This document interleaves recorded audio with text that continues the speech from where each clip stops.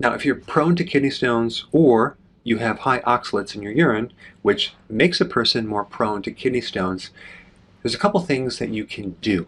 But first, let's talk about the symptoms of a kidney stone. Number one, low back pain.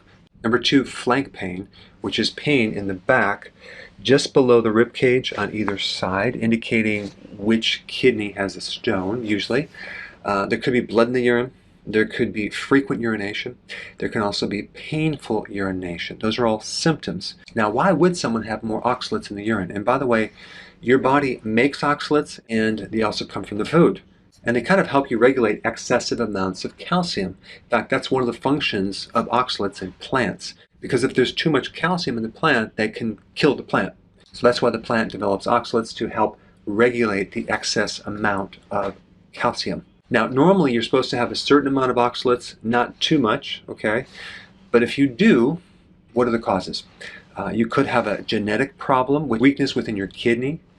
You can have a problem with building up more oxalates in the kidney. Number three, if you had a bypass surgery, that can cause you to have more oxalates. If you have some type of an intestinal problem, that can cause you to have more oxalates. If your diet is composed of foods that are high in oxalates, that can give you more oxalates, like spinach, black tea, almonds, chocolate, soda and cola. Hopefully you're not doing that. Soybeans, soy milk, spinach, I already mentioned that. Sweet potato, black tea, or tofu all have higher amounts of oxalates. If you have higher oxalates or you're prone to kidney stones, there are four things that you must do that will greatly help you. Number one, you want to start taking calcium.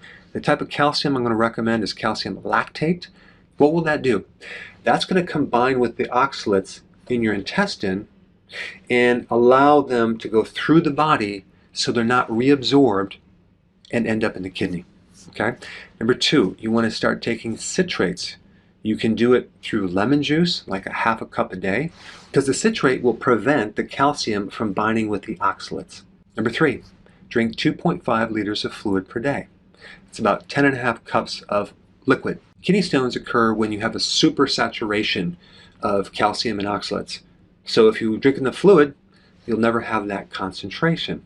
And number four, reduce foods high in oxalates. And I just mentioned the foods that you need to avoid. Hey, before you go, if you're benefiting from any of my content, I would love to hear about your success story.